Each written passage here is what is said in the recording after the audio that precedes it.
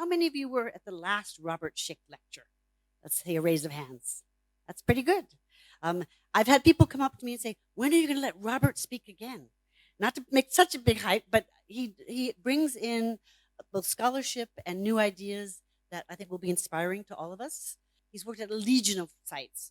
He's taught many, many places, including in Palestine, in India. He's lately been in Mainz, Germany. And because right now he's sort of at a lull, he's come back here to work on several projects, including the Madaba Archaeological Park publication, which is one of ACOR's legacy publications that hasn't been done. And we want to thank Robert for that as well. But tonight will not be about that topic. That probably will happen in a year when the book actually gets published. Tonight, he, of course, is using his wide knowledge. And when somebody comes to ACOR and has a question, if they're lucky, Robert's in the library. I don't have to send them to an encyclopedia. I send them to the encyclopedia because he really does know virtually every single site and who excavated when, where. So it's really quite impressive, and we're very lucky to have him as a resource at ACOR.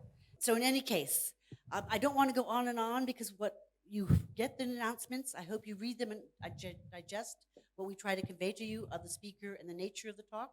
That's now going to happen. Jackie will kindly turn off the lights. Robert, the floor is yours. Thank you so much. Okay, so thank you for the introduction.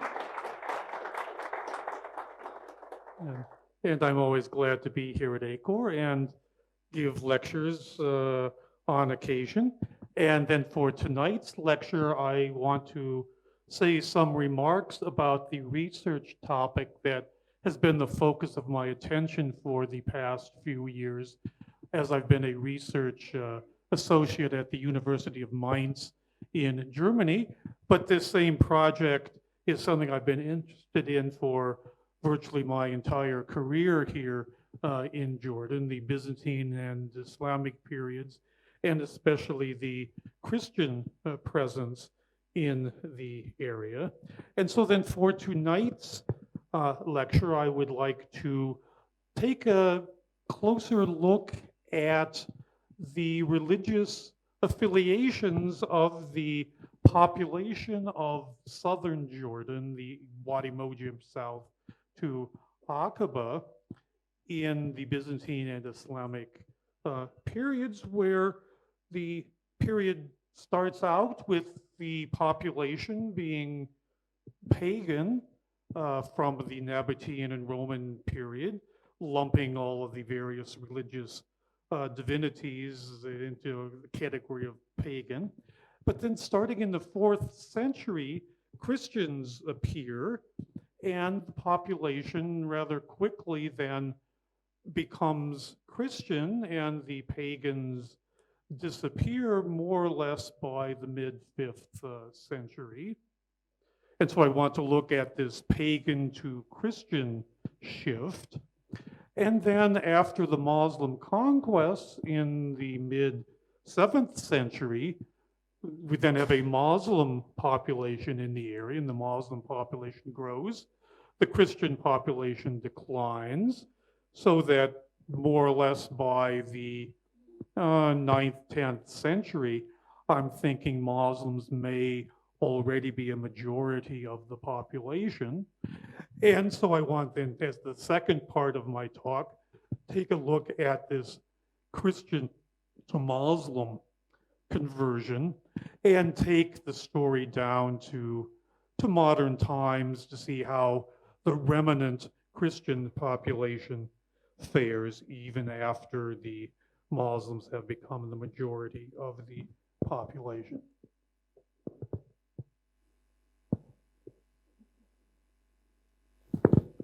Okay, so then the area that I want to talk about is from the Wadi Mujib down more or less to Aqaba.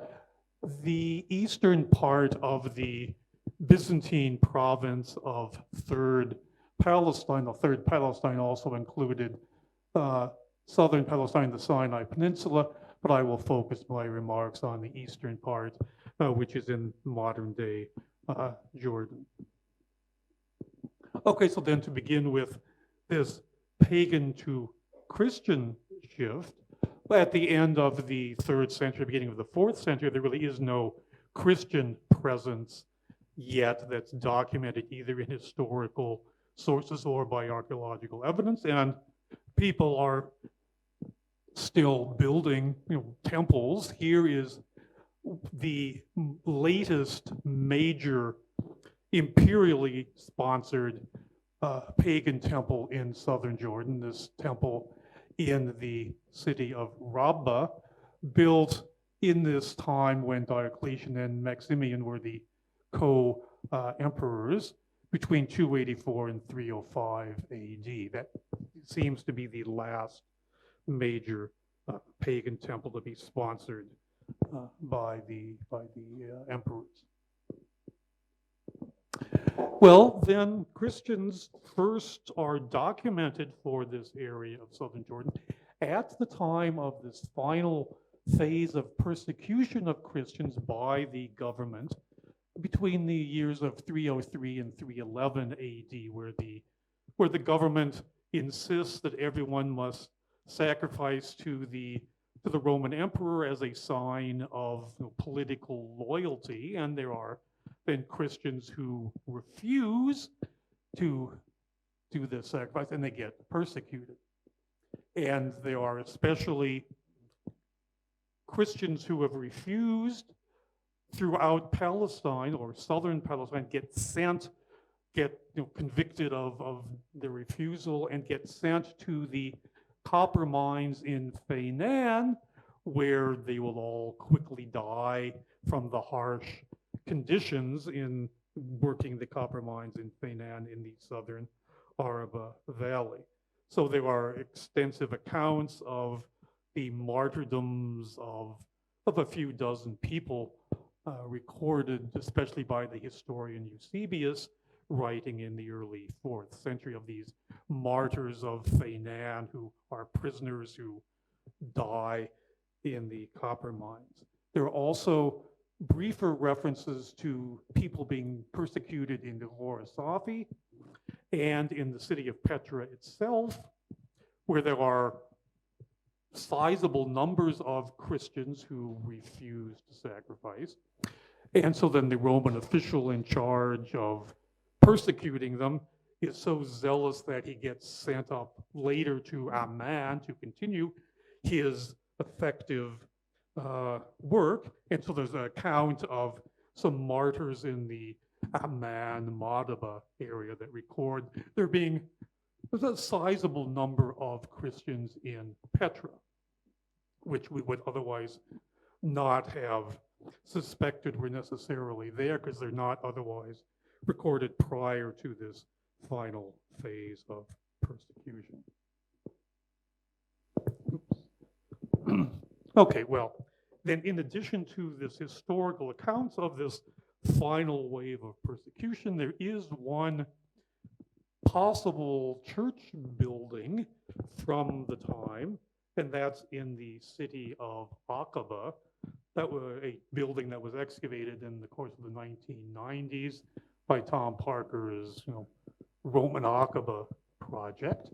And it's a sizable, seemingly public building made out of mud brick courses built on foundation courses of stone, with kind of a odd plan that they picked up on fairly quickly as possibly being a church. Well, it's a real possibility, but the accumulated evidence of the multiple seasons of excavation does not really substantiate whether this building really is a church or not, whether that building labeled an apse or a sacristy or chancel, is that really what this building was used for, and is that really an apse or a chancel? There's some artifacts that were found in the course of the excavation, that glass lamps that are often found in churches, but it's still just not quite enough evidence to clinch the argument that this building was in fact a church. If it was a church, seemingly dating securely from the end of the 3rd century or the beginning of the 4th century. This would be the first known church dating to the period before the peace of the church in 313, when the Emperor Constantine makes Christianity a legal religion throughout the Roman Empire. So if this dates to the late 3rd century and it is a church, then this is being built, used as a time when Christianity is still a illegal religion.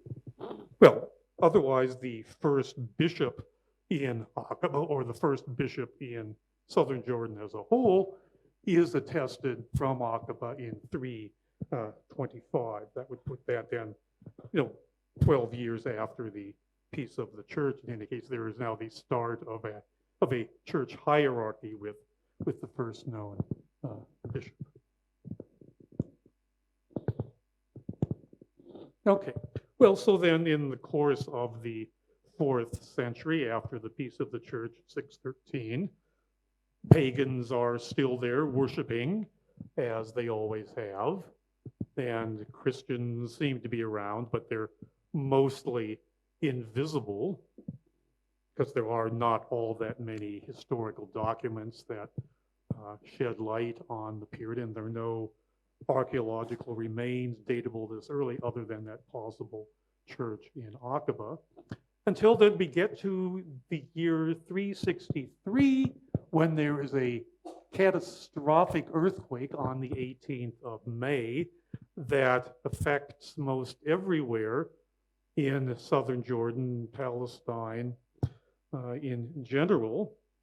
And there are then good historical documentation of the earthquake where it was so destructive, including, well, more than one tombstone from a collection of hundreds of Greek Christian tombstones from Ur Safi, from an extensive Christian cemetery, with then hundreds of tombstones from the 4th, 5th, 6th centuries. And here we have one of a couple recording these Christians who died during the earthquake, which is the earthquake of 18 May 363.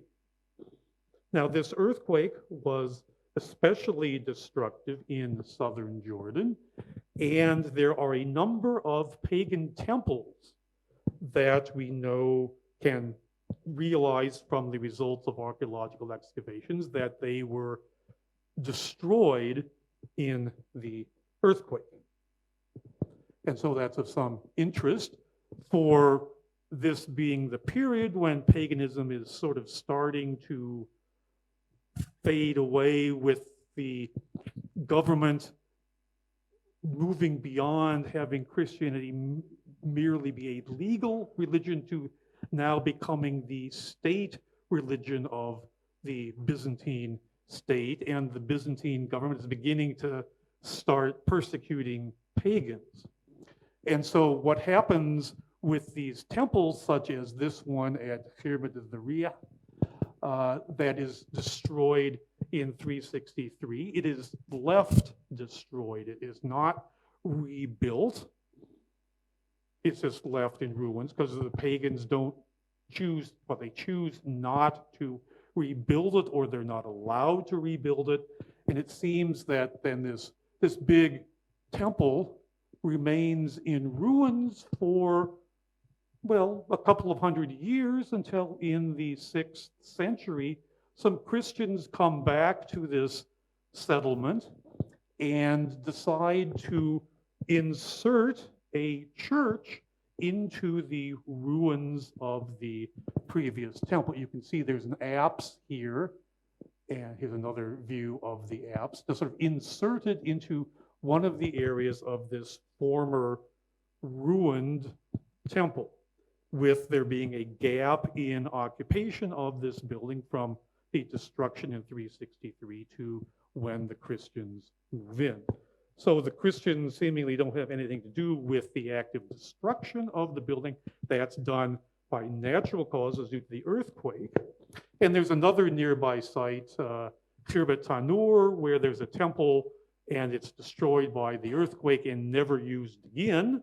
It's on an isolated hill that people choose not to bother to go to anymore.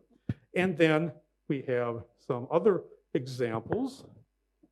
Another example of an excavated temple that may or may not have been destroyed by the earthquake, but it's another example of a temple from Nabataean Roman times where later on a church is built inside the remains of the temple. And here you can see that there's the north apse, a central apse of this former temple at the site of Nechel in the South Kerak Plateau that was excavated by people from Mutta University in 1993, and I took part.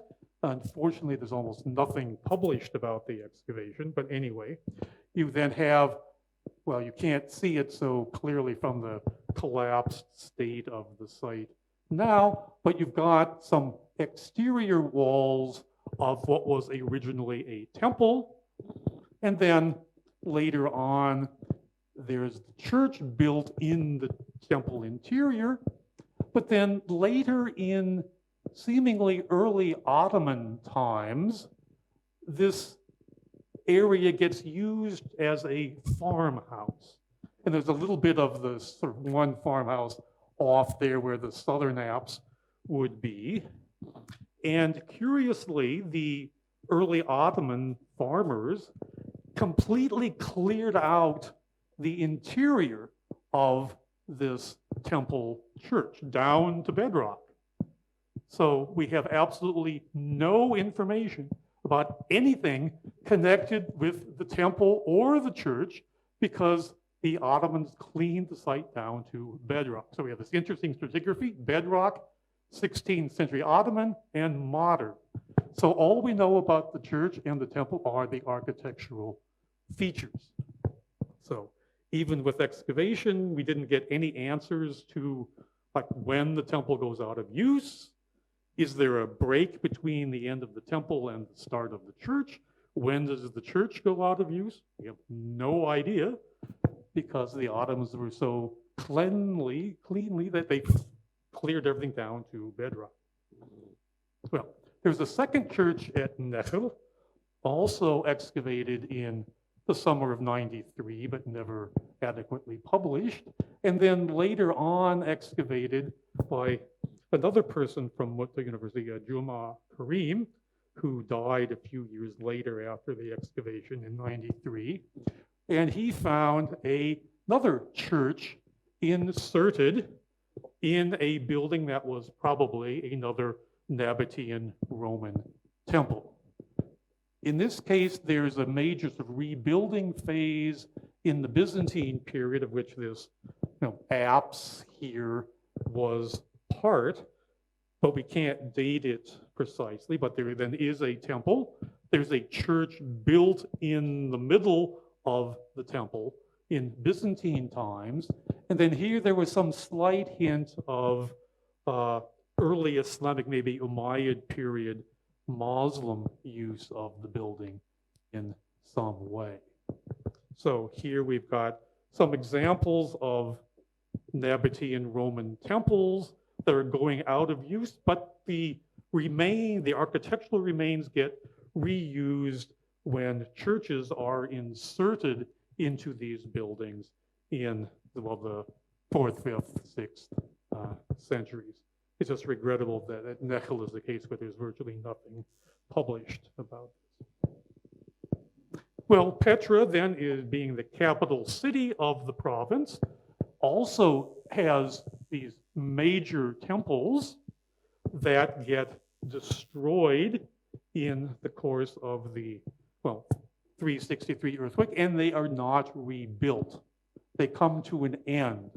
The pagans of Petra who survived the earthquake don't rebuild these temples, and seemingly then the public religious rituals never get reinstated in Petra. So that the public pagan worship seems to come to an end in Petra with the 363 earthquake. And it's not a result then of the Christian government legislation closing them down or Christian mobs, whatever, destroying the temples. It's a natural earthquake that brings these temples to an end, but then the locals choose or are not able to rebuild them and put them back into use. So while then the public temples seem to go out of use then in 363, there still are pagans around. There are some historical references to Petra where there are pagans who are using Arabic, are worshiping Venus in the late 4th century, and then sort of the last holdouts of pagans in the area are attested in 385 when the Serapeum temple in Alexandria was closed by the Byzantine government in 385. This is sort of the last stand for pagans, and then pagans in Petra and Rabba are recorded as contending zealously on behalf of their temples. And that's what contending zealously actually achieves. Well, not much. These temples are not allowed to continue to function, but there's some sort of protests or whatever by the still seemingly substantial pagan population of Petra and Rabba.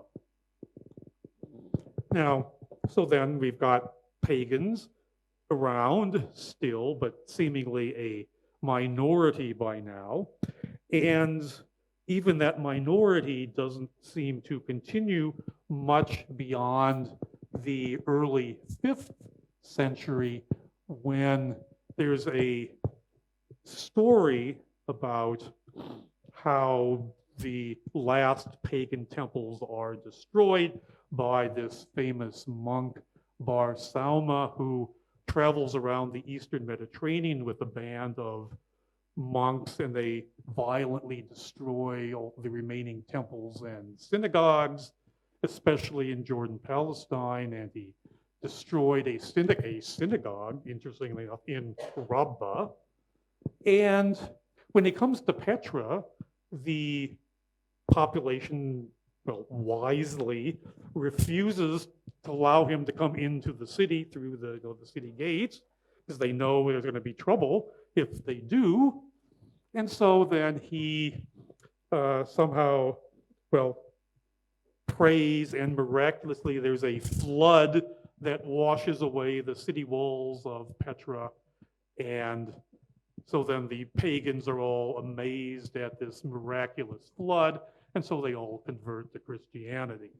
And that's how Christianity comes to take over in Petra, and paganism ends with this miraculous flood that Bar Sauma, the monk, is able to have happen. And so then that's this rather elaborate story that really isn't all that believable. But anyway, that's the one story we have of the end of paganism, is when Bar Sauma and his fellow monks go around destroying all the remaining temples, and there's this flood that leads everybody to convert to Christianity. And so then after this account of Bar Sauma in 423, there's precious little trace of pagans anywhere after that point. Now, they may still be around, but they are historically invisible, they're archaeologically invisible, and so then essentially by this point, then everybody is Christian, and we start then having further construction of church buildings. In Petra itself, we have this conversion of the urn tomb into a church in 447 by Bishop Jason, as is recorded in an inscription. And they simply take this Nabataean, tomb interior and carve in apses to turn the building interior into a church. And then we have other churches being built in the city core area of Petra, the Ridge Church, perhaps being the earliest church to be built in Petra, maybe from the late 4th century. Otherwise, from the early 5th century, we have the construction of the other, the Blue Chapel, and then the main Petra church. So then, seemingly by the end, the second half of the 5th century, most everybody was Christian. They're pagan, if there are any pagans left, they're invisible. And the Christians build lots of churches, and especially in the course of the 6th century, where there were churches everywhere. Every town, village, seemingly is going to have one or more churches for the population, which is now essentially completely Christian. Well, claiming that everybody is Christian raises for me a question about the Arab nomads in the desert fringes of the province, in the Hisma area, the Wadi Rum area, and in the eastern desert. I'm not so sure what's going on with them, whether they become Christians or not, or whether they're simply staying pagans because they're out of the reach of the Byzantine government, being out in the desert where only they can meek out their existence as nomads. And so there's a question that I don't understand, that we have tens of thousands of rock inscriptions and rock drawings throughout the Hisma area and the eastern desert, written in this North Arabian language that scholars call Hismaic, from the early centuries AD, maybe the centuries BC as well. But seemingly none of these rock drawings, rock inscriptions date from the 4th to 6th centuries.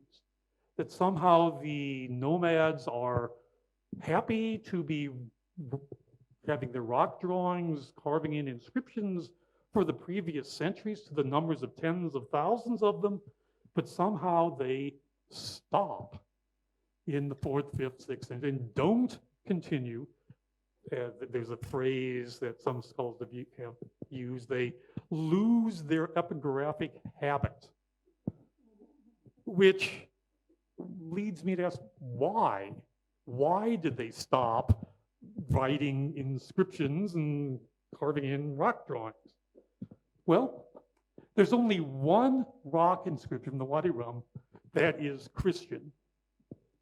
It has a cross and the word Jesus written in Hismaic at the bottom. That is the only rock inscription that is clearly Christian. There's a couple other rock carvings that might be crosses, but then maybe not. They're sort of ambiguous, but this is the one that is clearly a cross with Jesus. Out of the 40,000 or whatever inscriptions, just the one is clearly Christian, and so none of the others reveal any Christian identity to these nomads. And if you assume that everybody is Christian by now, you would think the nomads would, if they were writing inscriptions, would have crosses and would have Christian names or invocations that would identify them as Christian, but they don't exist. And that's one of the reasons why scholars think they are no longer producing their inscriptions and rock drawings at the time, because they surely would be marked by Christian identity if they had been doing so. Well, I'm not so convinced by this, and I wonder, sorry. Yes, that it occurs to me, and I'm not going to argue on the basis of linguistics whether this works or not, that maybe the reason that there are no Christian rock drawings and inscriptions in the Wadi Rum Hisma area or the Eastern Desert is not because the now Christian nomads lose their epigraphic habit, but simply because the nomads never became Christian in the first place. And they may very well have continued to have their pagan rock drawings, their pagan inscriptions that we can't distinguish from the earlier 1st, 2nd, 3rd century rock drawings, because they're not, none of them except that one is identifiably Christian. And maybe the assumption that they become Christian and surely would have Christian rock drawings if they had wanted to do drawings might simply be a misunderstanding of the situation, and these nomads are continuing to produce rock drawings, but they're simply pagan like the previous generations had been doing, and they're not Christians at all. And so that maybe after the Muslim conquests, when the locals resume producing rock drawings and inscriptions after this 300-year loss of their epigraphic habit, these pagan nomads are converting to Islam directly without having earlier gone through this period when they convert to Christianity and then to Islam. Well, that is a controversial idea that I can't really prove so much because this is more a suspicion of mine that, to my mind, simply is an unresolved question of this loss of their epigraphic habit. Might be just a figment of our lack of realizing that these nomads never converted to Christianity in the first place, and there's a direct pagan to Islam conversion that takes place in the 7th century and later. Well, I'll leave that controversial question and then move on to the Muslim presence in the area and how this Christian-Muslim interaction conversion proceeds after the Muslim conquest in 634, 636. The conquest happens fairly quickly, and the Muslims then establish their presence. We have a new Islamic settlement founded in Aqaba early on. Seemingly, it's the Caliphate of Uthman when the Islamic Isla, Aqaba, is founded. And Udhruh, near Petra, is the other major settlement where Muslims went early on, or Muslim immigrants from the Arabian Peninsula settled. So it actually, Udhruh is the first major Muslim settlement in southern Jordan. So then when we're speaking of Muslims, at least early on, we have both the question of how many Muslims are coming in and settling in southern Jordan, coming in from the Arabian Peninsula. They're Muslims before they come, and so then they settle as immigrants. And then how many of them are local converts, and how long does it take for the local population to start converting? Now, the historical sources become much more plentiful than they had been for the Byzantine or earlier period, and the information they provide then sort of focuses on the ruling elite, and the abundance of sources provides me with the opportunity to tell a couple of humorous anecdotes that shed some light on the early Muslim presence in southern Jordan. And the first story involves Aisha bint Talha and the city of Aqaba. Now, most of you will not be aware that Talha was a very prominent Muslim of the first generation. He's one of the committee of 6 people who pick Uthman to be the 3rd caliph. So he's one of the 6 top Muslims of that first generation. And his daughter is then this glamorous, aristocratic, beautiful Muslim who is notorious for refusing to wear a face veil because she wanted everyone to know just how beautiful she actually was. So she's this glamorous aristocrat who lots of people wanted to marry. And there's one person by the name of Aban who was living in Aqaba who lets her know that he would be interested in marrying her. And she was aware that he had been living in Aqaba, so she sent him a message. Is it true that you are still living in Aqaba? And he says, yes, because life there is quiet and prices are low. And so she responds in scorn, you have taken the place of a lizard. You do not help your friends or harm your enemies. In no way is she going to throw her life away marrying this loser who wants to live in quiet and not be in the thick of things where she, as a glamorous aristocrat, wants to be.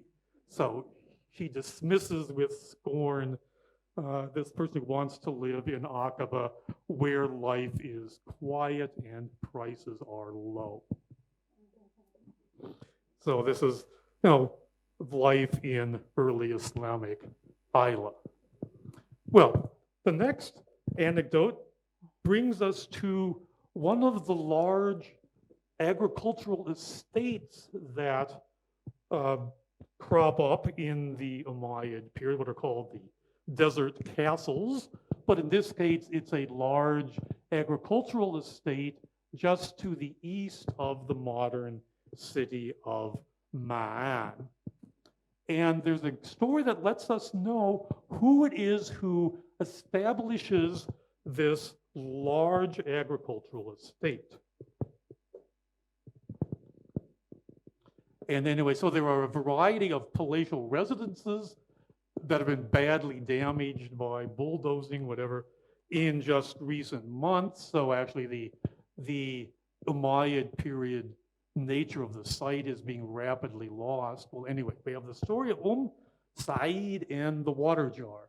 At the time of Walid II, caliph from 743 to 744, where there is a famous poet, Ahvaz, and a musician named Ma'abad, who are traveling from the Hijaz up to Damascus to go to the Umayyad court, and they find themselves having reached Ma'an, and they are sitting in a garden relaxing across from the front entrance to one of these palatial residences. And they notice a woman, a slave woman who is Sa'id, coming out of the front entrance to this palatial residence with a water jar to fill up with water at the nearby reservoir. Well, she's singing a song that the words of which just happen to have been composed by the poet Ahvaz, sung to a melody that just happened to have been composed by the musician Ma'abad. Well, this gets their attention, and she is singing a song they've written the words to and the music to. And then they watch her go to the reservoir where she fills up her water jar. But at the end, she is overcome with sorrow, and she breaks her water jar. Well, they just have to find out what is going on, and so they ask her to tell them her story. And it seems that she was a slave who grew up in Mecca. And eventually, some aristocratic member of the Quraysh tribe buys her as a slave and takes her and all the other slaves and household members and moves to Ma'an and establishes this agricultural estate. This would be just a few years prior to this story in 743, 744.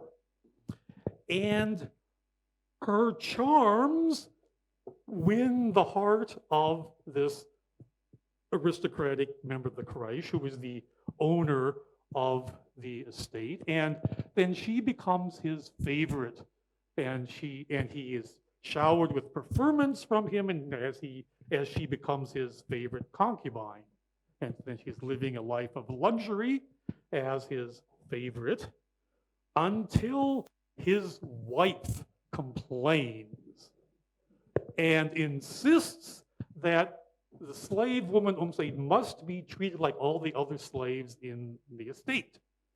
So she gets demoted and assigned the task of fetching water from the water reservoir each day. And so then on those days when she feels happy and content with her fate in life as a former favorite of the estate owner, she will sing a happy song.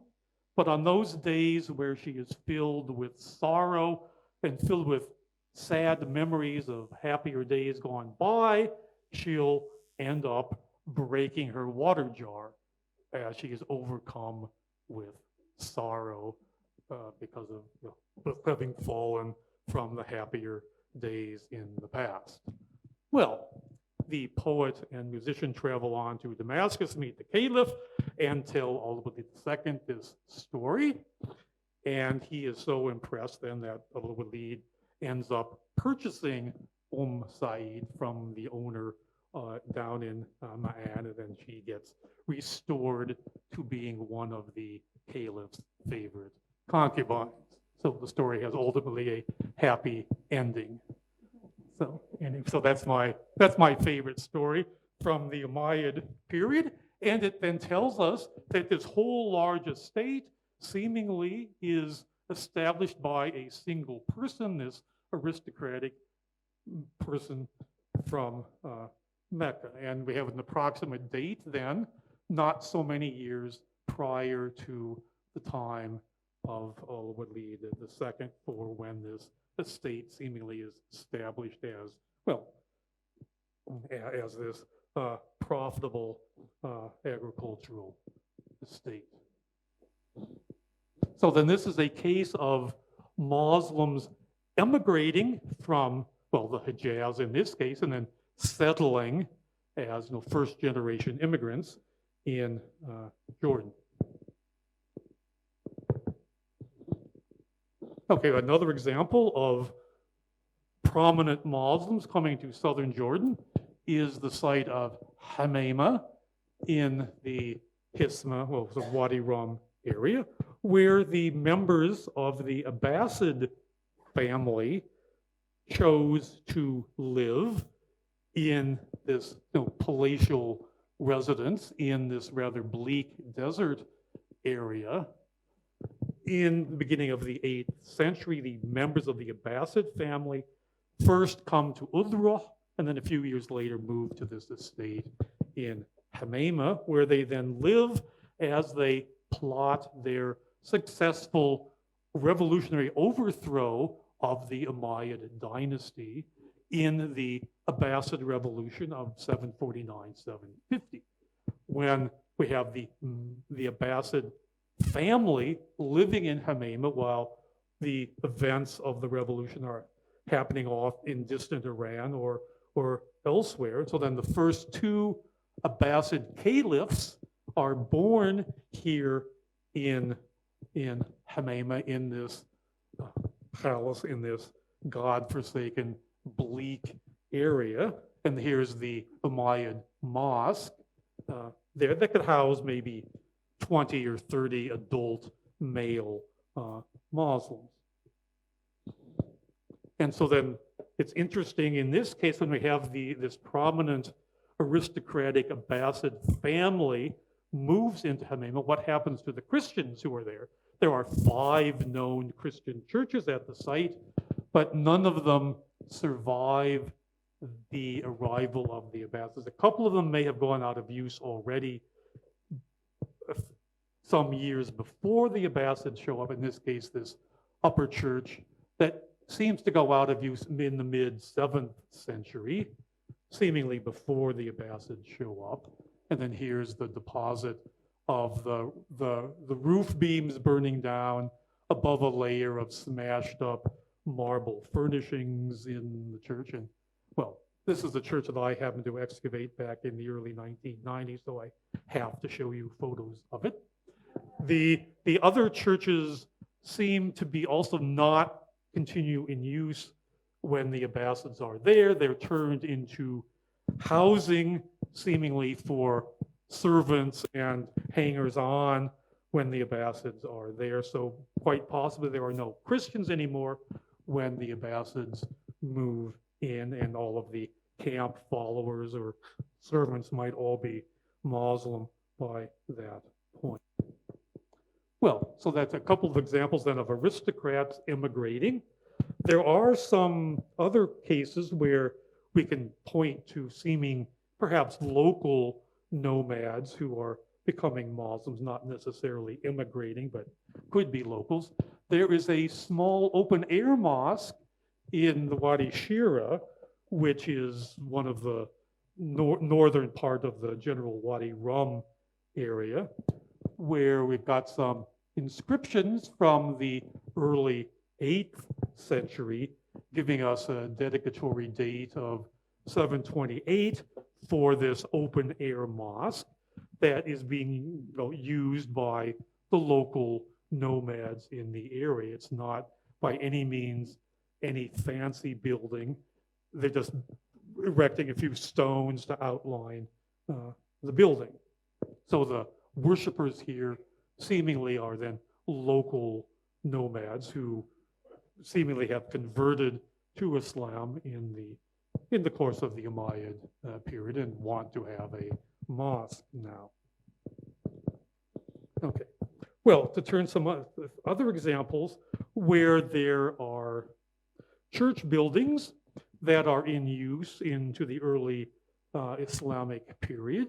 And the question is then what happens to the Christians as the Muslim population is growing, either by the immigrants or growing local converts. And another project I've been involved with in recent years is in Aurora Safi at the south end of the Dead Sea, and at a site called Khirbat Sheikh Isa, which is the core area of urban Roman Byzantine Aurora Safi, and it continues to be the core of the urban center in the Islamic periods as well. And we have another big Byzantine period church with lovely mosaic floors that are badly damaged. There's a baptistry there, and this is some sort of room on the western side of the church, where what we see is the remnants of the Byzantine period pavement, on top of which we had a whole sequence of later walls, occupational deposits from more or less the late 8th century, maybe early 9th century, when this church building goes out of use as a church and other people come in, reuse marble columns, chancel posts, other features, other Christian liturgical features are taken and reused as foundation stones for walls that are put directly on top of the mosaic floors. So this is happening at the time that the church goes out of use.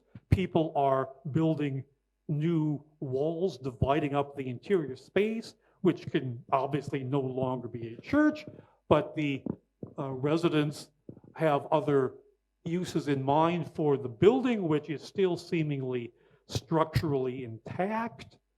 The roof collapse comes later than this initial phase of reusing columns and chancel posts for wall foundations.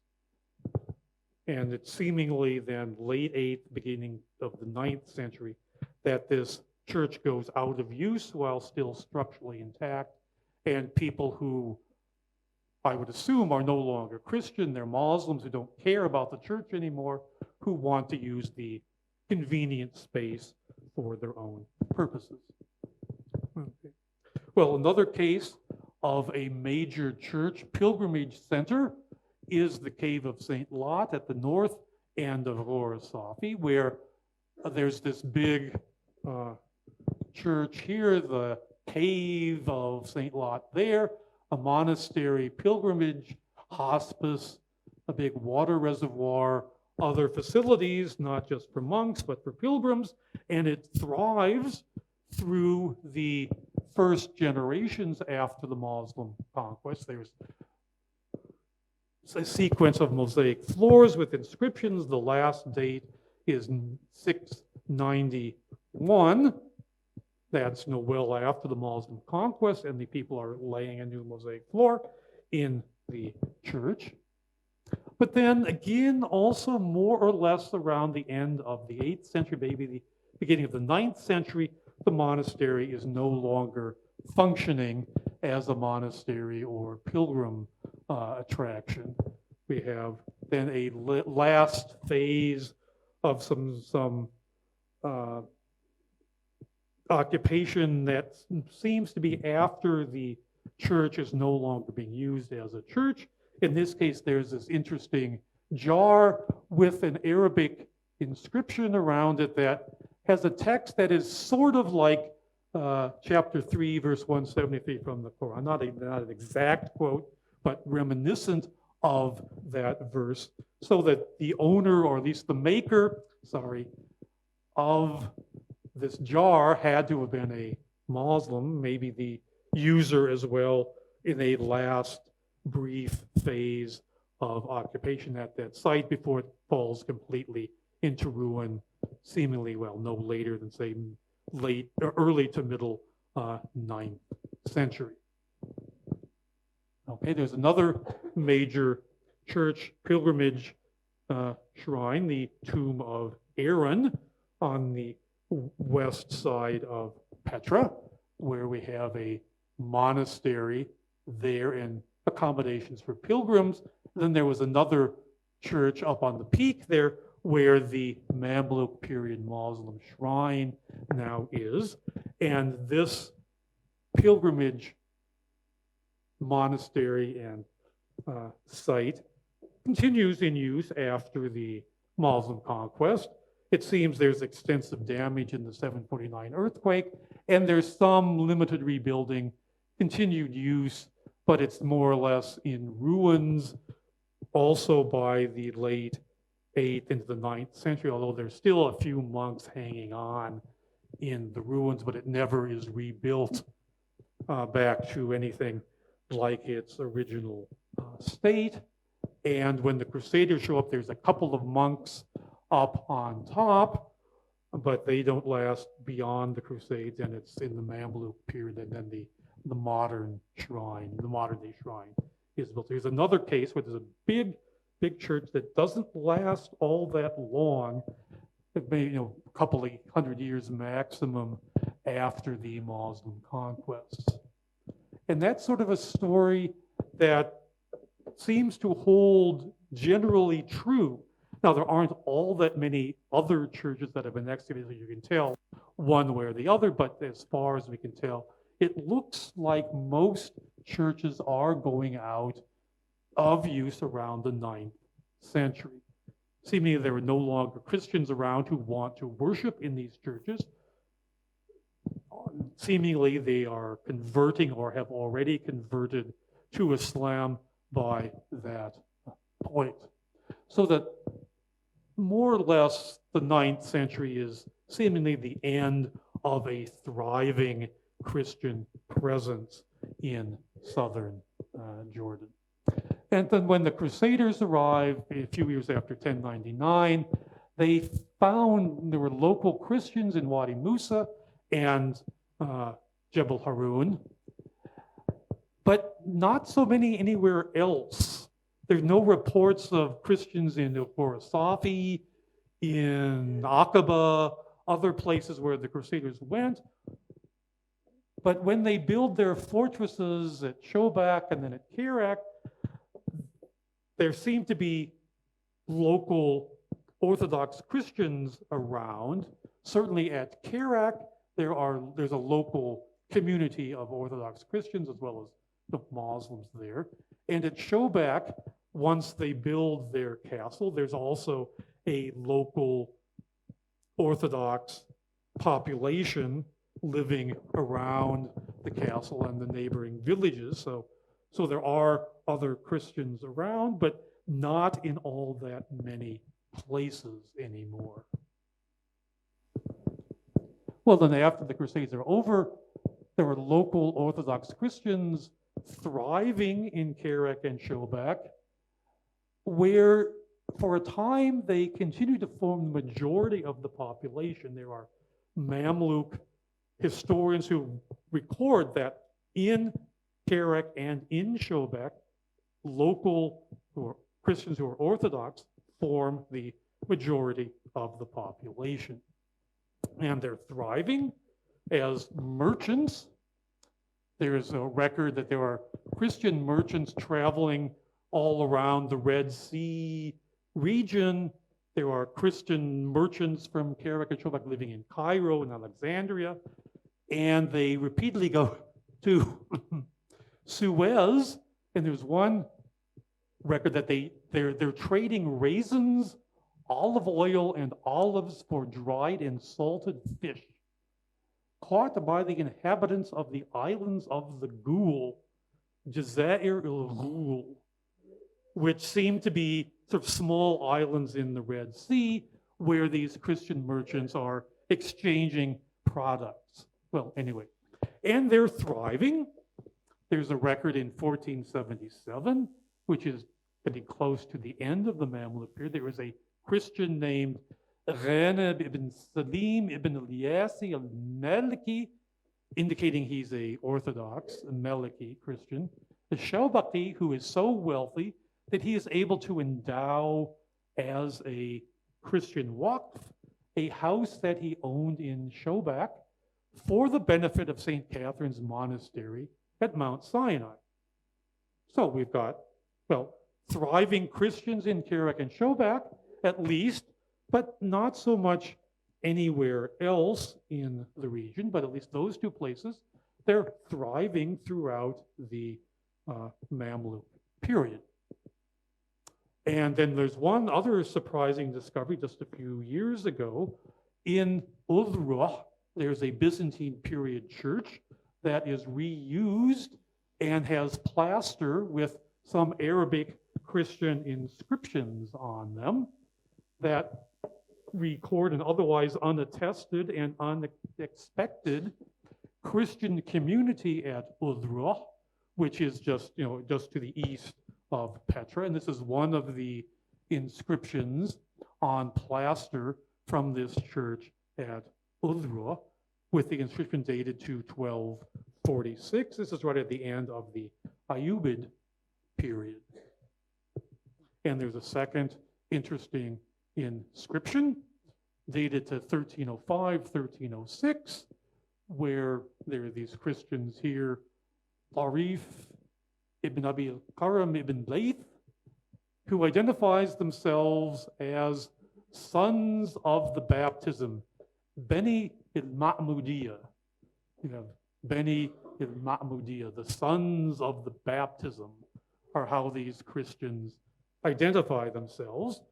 And this discovery was very interesting, attesting an otherwise unknown Christian community in the Ayyubid and into the Mamluk period. But although after this, we have no real record of how long these Christians continued to be at Udhruh.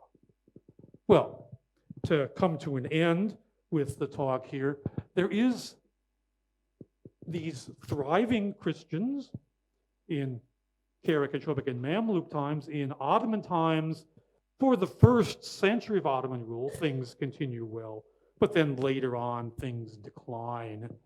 Well, we have a couple of Ottoman census documents recording all the places where they collect taxes in southern Jordan. And these are the places where in 1538, the Ottomans collected taxes, both from Muslims and from Christians. These are households, meaning the adult male head of household is the numbers of that category of people. So in Kerak, Christians are the majority. In Shobak, they're now a tiny minority. And then Kathrava, Khanzira, and Sirfa, they're a small presence. These are three cities on the western edge of the Kerak Plateau, just before the drop-off down into the Arba Valley. Interesting that Sirfa actually has the largest population of any settlement where there's a Christian-Muslim presence. And then there's this mysterious Ain Sail, where nobody really knows just where Ain Sail is. Well, the spring where there's a water course that flows with water, well, that's not so clear just where in either the Kerak Plateau or the area around Tafila this might be. So these are the only places where there are Christians. There's lots of other places where only Muslims live. But anyway, so there's just a handful of places where there still are Christians. In the beginning of the Ottoman period, later on, these other places drop out. After about the 17th century, there were no longer any Christians in Shobak or Kathrab or Khanzir or Sirfa. And it's really only Kerak and places in the immediate vicinity of Kerak where there continued to be a stable Christian population throughout the Ottoman centuries up until modern times. Well then, just to conclude with the most recent new development with the study of the Christian presence in southern Jordan is this interest that archaeologists from the country of Georgia have in investigating where they think a Georgian monastery was established in the 11th century. There are some Georgian manuscripts that record a person named Gabriel, who was the former bishop of Tbilisi in Georgia, who comes to the Kerak Plateau and builds a monastery at Shahan that is in some way connected to the monastery of the Cross in Jerusalem, which is a Georgian monastery at that time, sometime before the year 1066. This is in the Fatimid period, a generation or two before the Crusades start. Very interesting date. This is at a time when the founder of the Monastery of the Cross dies in the year 1066. And this founder of the Monastery of the Cross comes to the desert of Arnon, which is the Wadi Mujib, sometime after 1061 to live out his last years. And so we have this, place in the Wadi Mujib where Georgian monks are living, and then this monastery named Shahan that is founded as a Georgian monastery. That doesn't seem to survive the Crusades, but anyway, now this site of Shahan, there is a archaeological site with that name. The highest hill in the North Kerak Plateau is called Shahan, and this is what the archaeological remains look like.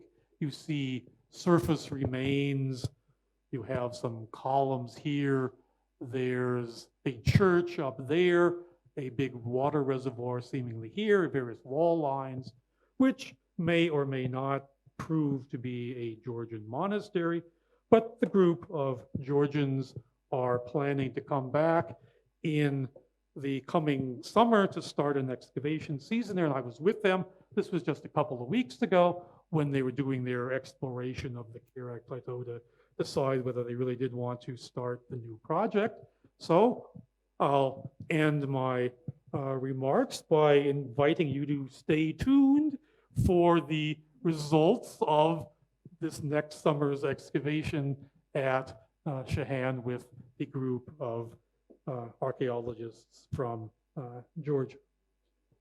And I'll then end with those remarks and thank you for your attention, and I will be happy to answer any questions or respond to comments that you may have.